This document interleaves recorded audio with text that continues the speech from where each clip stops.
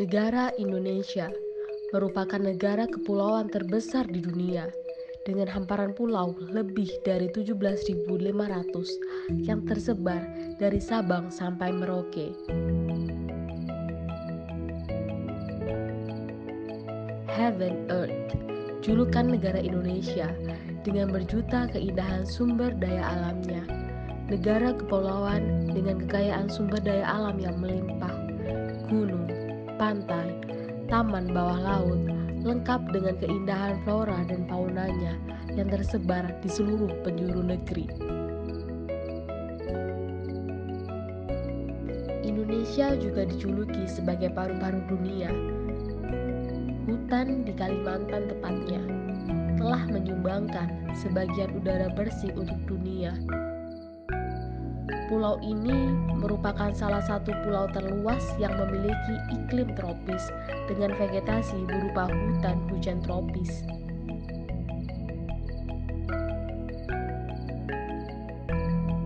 Melimpahnya sumber daya alam menjadikan pesona Indonesia semakin dilirik mancanegara.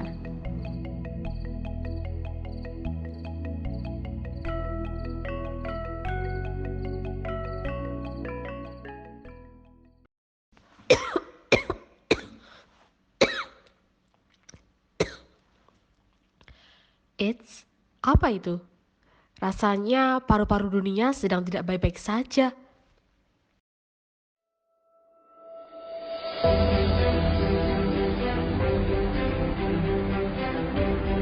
Faktanya, kerusakan lingkungan di Indonesia semakin saja meningkat.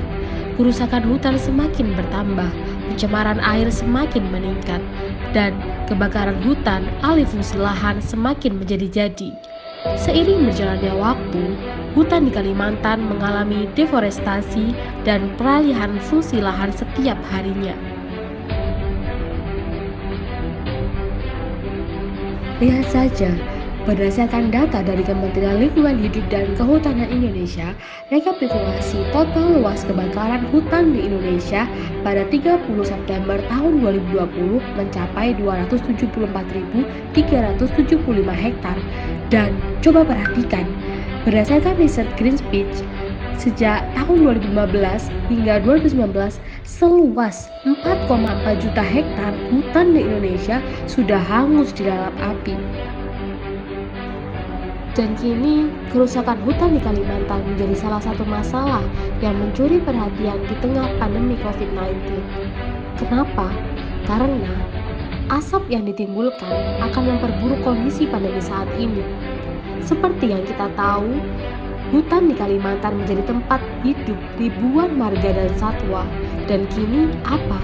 Kalimantan nampak rusak akibat kebakaran hutan, industri penebangan kayu, dan industri perkebunan.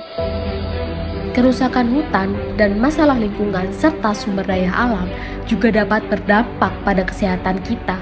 Contohnya, penyakit yang disebabkan oleh vektor dan zoonosis, seperti malaria dan Ebola, penyakit yang disebabkan oleh pencemaran udara seperti sesak nafas, serta penyakit yang disebabkan oleh pencemaran air seperti demam tifoid dan diare.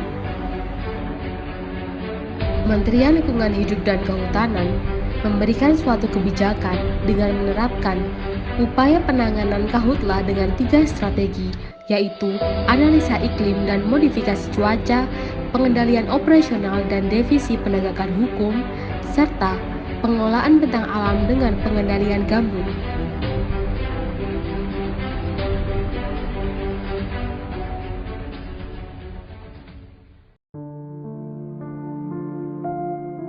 Dan Allah telah berfirman dalam Quran surat Al-A'raf ayat 56 hingga 58. ولا تفسدوا في الأرض بعد إصلاحها وادعوه خوفا وطمعا إن رحمة الله قريب من المحسنين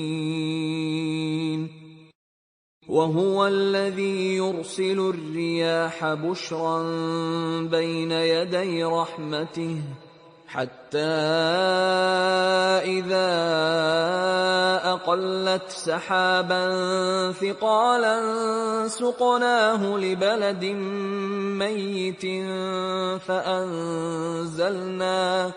فأنزلنا به الماء فأخرجنا به من كل الثمرات كذلك نخرج الموتى لعلكم تذكرون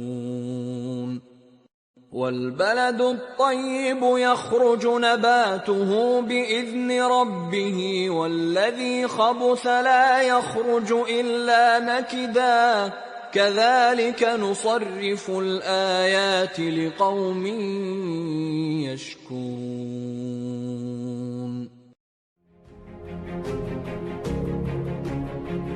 Jangan hanya diam, rapatkan barisan, bergerak serempak lindungi bumi dengan ilmu pengetahuan dan teknologi, jaga kelestarian lingkungan, hutan, ekosistem dan sumber daya alam, serta beri sanksi tegas kepada pelaku pembabatan liar dan pembakaran hutan. Untukmu, Indonesiaku.